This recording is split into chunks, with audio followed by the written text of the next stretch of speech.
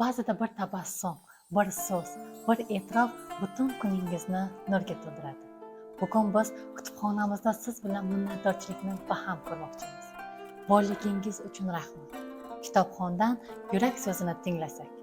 Har bir oilada bo'lgandek, menda ham ilmga yo'naltirish o'sha ota-onamiz, bobomiz tomonidan bo'lgan. Ota-onamiz unchalik e'tibor berishmagan, lekin ularning ham bu borada hissalari katta, lekin asosiy ilm yo'liga yo'naltirgan inson bobom deb hisoblayman. U kishi 40 yil mobaynida maktabda ishlaganligi sabab ilmga juda katta qiziqish bildirardi va har bir nabirasini, o'g'il farzandlarini hammasini ilmli qilgan. Keyingi avlodlarni biz ulg'aygan nabiralarga, o'g'il farzandlarga aytadi, ilmini nazorat qilishligi,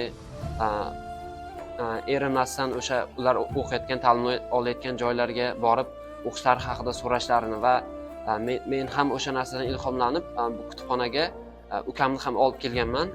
U ham ilmli o'sha insonlar qatorida bo'lish uchun. Keyin o'sha kitobxonlarga baribir ilm olish bu yaxshi narsa deb ko'p ta'kidlaydi o'sha bobomiz aytgandek va har bir erishgan yutug'imizdan birinchi o'rinda ota-onamiz xursand bo'ladi. Men bundan faxrlanaman va erishgan yutuqlarim faqatgina ota-onam uchun bo'ladi va do'stlar hozirda chalg'itishadi. Men juda katta e'tibor beraman o'sha narsaga. Ko'pchilik do'stlar deydi, lekin ular hech qachon sizning yutug'ingizdan ham, yutqazganingizdan ham xursand bo'lishmaydi ham, xafa bo'lishmaydi ham.